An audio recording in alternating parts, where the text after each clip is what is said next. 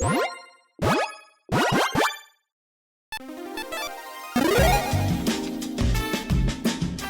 and welcome to the Commander's Quarters. I'm your host, Mitch. Glad to have you here. Here at the Commander's Quarters, we're all about Commander on a budget.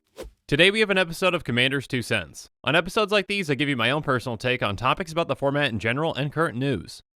This show and episodes like this one are possible thanks to viewers like you. If you're looking for an easy way to help support this show, make sure that you like, share, and subscribe. Also, hit that bell notification icon so you don't miss any new episodes. And while you're at it, subscribe and review our podcast as well. You can also go check out our playmats and other merchandise at thecommandersquarters.com. Another easy way to support this show is with our TCG Player affiliate links. So whether you're buying a deck or individual cards, you can use this general link right here or one in the description. And the final way that you can support this show is by supporting us directly by becoming a patron. There are many benefits to being a patron, and I truly couldn't do this without all of their support.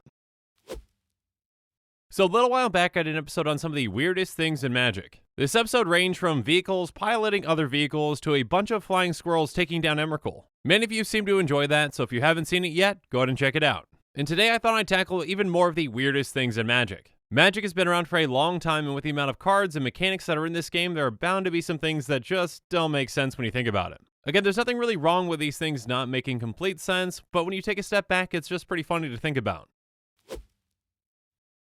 Anyways, let's start with our first weird thing in Magic, which I'm calling Stop Horsing Around. And this weird thing involves horsemanship, so let's take a look at Lu Xun. Horsemanship is a form of evasion, and it basically means that this creature can't be blocked except by other creatures that have horsemanship. So it kind of makes sense. If someone's on a horse, they're harder to catch and harder to block, so they can get through. It's like flying in a way that a creature that has flying could fly over the other creatures and only be blocked by other creatures with flying, well, or reach, but whatever, okay. Now I know this is a pretty old ability and it's kind of dated, but it's still funny to think about. So this devoted hero would not be able to stop this person on a horse from getting through. Now at a base level, that can make sense, but things can get a bit weird the further along you go. Wall of Stone does not have horsemanship, so therefore it cannot block Lu Xun. So either this horse is really good at scaling walls, or it can run fast enough to go all the way around the wall to then get to the opponent. Okay, so that doesn't really make too much sense, but what about Faithbearer Paladin? It's on a horse, can it block? Well, apparently it doesn't have horsemanship, so it therefore must not be as good at riding that horse, so it can't block. How about this knight that's literally on a horse that's on fire? It's gotta be fast, right? Apparently not fast enough to block. Even this horse that's literally made out of lightning cannot block. I guess it can't be blocked by the other one either since it's a blue creature, but whatever. How about this centaur? It's a half-man, half-horse. No, okay.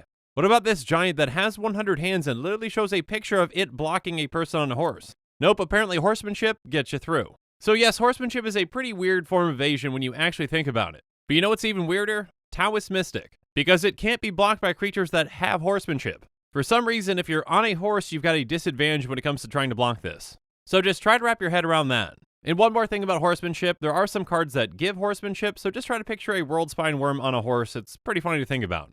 But anyways, let's move on to our next weird thing in Magic with Shadow of Verdansk. And with this one, we're going to talk about another old form of evasion with Shadow. So Shadow basically means that this creature can block or be blocked by only creatures with Shadow. So really, they're kind of in their own world attacking and blocking each other. But similar to horsemanship, there are some things that get weird with this though. Creatures that seem like they could block them still can't because they don't have Shadow. Like Nezumi Shadow Watcher, which, if its name is correct, is a rat that watches shadows. So I guess it just watches the shadows, but it can't interact. How about Perilous Shadow? Of course that's gotta have Shadow, right? Shadow's in its name. Nope, no Shadow, cannot block. Even Death Shadow, which is the Shadow of Death, does not have Shadow.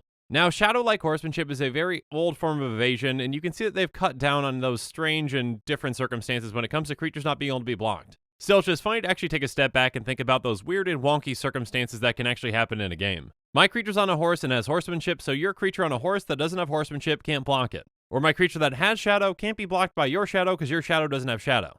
Anyways, let's move on to our next weird thing, with today is Opposite Day. And this one has to do with milling. The term milling comes from millstone, which essentially means that you make someone take cards off the top of their library and put them into their graveyard. If you're trying to mill someone out, that means that you're trying to get rid of their entire library so they can't draw any more cards, and when that happens, they lose the game. Losing the game because you can't draw a card kind of makes sense in a similar way to losing the game when you have no life. No more knowledge or resources for your mind, and you lose. So flavor-wise, that one checks out. But recently, there's been a trend to make decks with a different kind of way of winning. And that's because of cards like Laboratory Maniac and Jace Wielder Mysteries. Both of these essentially say if you would draw a card while your library has no cards in it, you win the game instead. Or in a simpler way, they're pretty much just yelling, it's opposite day. It's kind of like a kid screaming that they won even though they lost, and therefore they're right. Their justification is pretty much it's opposite day, and so therefore, because I lost, I won. The reason that they won really doesn't make any sense, but we'll just go with it. In a similar way, let's move on to our next weird thing with Health Fanatic. Another alternative win condition comes with the similar cards Feldar Sovereign and Test of Endurance. Feldar Sovereign says at the beginning of your upkeep, if you have 40 or more life, you win the game. And Test of Endurance is the exact same, but it's 50 or more life. So instead of getting your opponent's life totals down, you have to either keep yours up or get yours up further. This is kind of just like, hey, I'm really healthy, therefore I win. When you actually stop and think about it, that doesn't really make any sense. Alternative win conditions or loss conditions, for the most part, just really don't make any sense. Now, that definitely doesn't mean that they're not fun or don't have a place in the game. It's just that when you stop and think about it and take a step back, it doesn't make sense as to why you win in that fashion. Let's move on to something completely different, though, with something that I'm calling to pilot or to autopilot. This one involves Karn Silver Golem, which is a very famous character in Magic. Now, there are other cards that work in a similar way, but let's just go with this one. Karn has pay 1, target non-creature artifact becomes an artifact creature with power and toughness equal to its converted mana cost until end of turn. So in a way, this is pretty cool. It's like, hey, you're an artifact, but you're not living. Let me turn you into a living creature that can go around and attack or block. So something like Ashnod's Altar can get up and walk around, or it can actually sacrifice itself to itself. Whatever, it's cool. But where this especially gets weird is with vehicles. We've talked about vehicles before, and they're pretty cool, but they can work in some strange ways that are kind of weird. So Consulate Dreadnought costs 1 mana, it has crew 6, and it's a 7/11. So Karn can't crew this, but if another creature's around that can crew it, it's a 7/11 that can attack and block. But if it's not crewed, Karn can't crew it, but he can turn it into a creature by paying 1. But instead of it being a 7/11, it's going to be a 1/1. Because Karn makes its power and toughness equal to its converted mana cost until the end of the turn. So pretty much ignore that bottom right portion. That 7/11 really doesn't mean anything, it's just a 1/1 for the turn. I guess this kind of makes sense in a way. If someone's actually piloting the ship, it's going to be a little more effective and be that 7/11. But when Karn basically turns it on autopilot, it's just roaming around on its own, and it's just a 1/1. But this kind of works in the opposite way as well when we look at something like Parhelion 2. Now the Parhelion 2 actually has crew 4, so Karn can actually pilot this one. So when he does that, it's pretty powerful. It's a 5/5 flying first strike vigilance, and when it attacks, you create 2 4/4 white angel creature tokens with flying and vigilance that are attacking. But instead of actually crewing it, Karn can just pay 1, and it's even more effective. Because instead of being a 5/5, it's an 8/8 with all those same abilities. So for whatever reason, Karn driving this one around is less effective than this one being on autopilot. Again, vehicles, while cool, can be really weird in a lot of circumstances. Let's move away from vehicles, though, and onto our next one with When You Wish Upon a Card. Now, this one's only weird in Commander, but because it's a Commander channel, I think it's still funny to point out. This one deals with the cycle known as the Wish Cycle. With each of these, you're basically making a wish to get a card that you own from outside of the game. For example, Living Wish gets you either a creature or a land that you own from outside the game, you reveal it, you put it in your hand, then you exile Living Wish. Now, other formats have a sideboard, so this makes sense. You're going to get that card and put it in your hand. Commander does not have a sideboard, so when you cast one of these, it basically does nothing. These cards are 100% legal, and yet completely meaningless in Commander. It's essentially just a wish that goes unanswered, which is just kind of sad. There are a few other cards that refer to outside the game as well, like Spawnsire Vulamog. It has pay 20, cast any number of Eldrazi cards you own from outside the game without paying their mana cost. Again, if you pay that 20 in Commander, nothing happens. So essentially picture this. You've got Spawnsire, and it's like, hey, my friends are coming, you better watch out, they're going to be here soon. And then just waiting awkwardly for a bit, and none of Spawnsire's friends end up showing up, and everyone feels really weird about it, and they feel bad. But let's move on from that sad scene to our next one with a big stretch of land. This weird thing has to do with lands. Let's take a look at this island from 8th edition. It definitely looks like an island. Makes sense. It says island. It's a basic land island. It looks like an island. But now let's move on to this one. That's a stream. That's definitely not an island. That is a stream. And then this is just a well that's in the middle of like a pond. That definitely not. I mean, I guess that's technically a small island that has the well. I don't know. And then you really lost me with this giant structure being an island. Yeah, that's just kind of weird. Yes, I know different planes have different ways to get mana or whatnot, but it's just funny when you take a step back about it and actually think how we've come from an island being this to an island being this. Nothing wrong about it, just something funny to think about. All right, now for something different though with there can only be one-ish.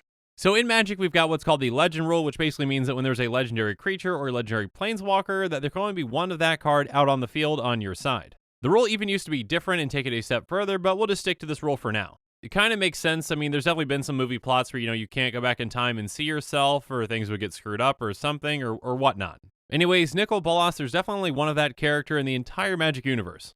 But you know what? You're actually allowed to have Nicol Bolas, the younger dragon, and then Nicol Bolas when he's a planeswalker, also in play at the same time on your side. Kind of weird, but all right. But now you can just have another Planeswalker Bolas. As long as it's a different one, it's the Dragon God, so this one's further along in the story, so they're all together on the same side. But as soon as another Dragon God shows up, you've got to sacrifice another one of them because you can't have two of those on the same side for some reason. I guess if you come from the exact same time, that's something different than coming from a slightly different time. I'm not sure with time travel mechanics. I have no idea. But I do know that for whatever reason, if you've got this mirror gallery for whatever reason, you can do whatever you want. It says that the legend rule doesn't apply. For whatever reason, having all these mirrors makes it okay, so you can have as many Nicol Bolas Dragon Gods that you want on your side. Again, parallel universes or multiple instances of the same being, everything is all weird and convoluted, but when this mirror gallery is here, it all just is okay. But now we're moving on to another weird thing with My Only Weakness Is. And this one deals with a very specific card in Magic with Progenitus. It's a 10/10 that literally has protection from everything. I mean, it says everything on there, like nothing can stop it. There's no way that this can be stopped. Well, actually, Wrath of God or any kind of Wrath effect can kill Progenitus. Or actually an Edict effect like Diabolic Edict can make them sacrifice Progenitus, so that works too. So it's more so like protection from almost everything. Not quite everything, a lot of things maybe. And yes, I know mechanically why it all works. It's just funny when you stop and think about it, where this creature needs protection from everything, but some things can still kill it. In a similar way, let's move on to our next weird thing with false advertising. With this one, we're just going over a specific and old card with indestructible aura. But before we get into the weird thing about this card, just stop and for a moment appreciate how awesome this art is. This is like a bird person that is crossing both arms with like double rock-on symbols, just looking really cool. And just being completely fine by getting hit with some things like some fire or some ice and just being untouched. So what this card actually does, though, is somewhat like that because it says prevent all damage that we dealt to target creature this turn. So that kind of is a way to protect it, but with the name, it's pretty misleading. The first part of its name is indestructible, and yet it doesn't grant indestructibility. And the second part of its name is aura, but it's not an aura, and it's not even an enchantment, it's just an instant. And yes, it's an old card, and yes, I'm nitpicking, but I think it's funny, so I'm keeping it in here. But now let's move on to our final weird thing today with back to horse things. Because apparently I didn't talk enough about horses earlier. And actually, if you saw my last Weird Things episode, you'll recognize this soldier token. On that episode, I talked about how this soldier that looks like it's gone through training and has all this equipment and a sword is just a 1/1. It can lose to an insect or a pig and so on and so forth. But it can also just lose to a citizen. Yep, apparently going through training to become a soldier is not worth it. Just live somewhere and be a citizen there and you're a 2/2 instead of a 1/1. Just go ahead and try to wrap your mind around that. But you know, I guess that soldier just needed a horse and now it's a 2/2, right? You're on a horse, you're slightly more powerful, so now you can take on that citizen. But apparently just getting off that horse and letting it fight on its own is just more powerful than all these because it's a 5/5. Again, let's recap this. A soldier is less powerful than a citizen who's just someone who lives somewhere, which is the exact same power as a person on a horse, which is a knight, which is less powerful than the horse just itself, which is a 5/5. And again, that knight or horse doesn't have horsemanship, so they can't block other people on horses for whatever reason. Magic's a pretty fun and crazy game, isn't it? But anyways, with that, the show is coming to a close, so it's my turn to hear from you. So in the comments below, let me know what your favorite weird thing in Magic is and why. And make sure you're following us on social media for more updates and sneak peeks on future episodes. Again, a huge thank you to my patrons who help make this show possible. I truly couldn't do any of this without your support. If you want to support this channel directly, consider becoming a patron. There are many benefits to being a patron, including being able to vote on future commanders for deck techs. There are even tiers where you get your own personalized deck tech dedicated to you. You can check out all the Patreon tiers and rewards at patreon.com/commandersquarters. If you haven't already, make sure that you like and subscribe to the channel. Here at the Commander's Quarters, we're all about budget commander. So while you're at it, go ahead and check out some of our other types of episodes. And with that, I'm out of here. Thanks again and have a good one.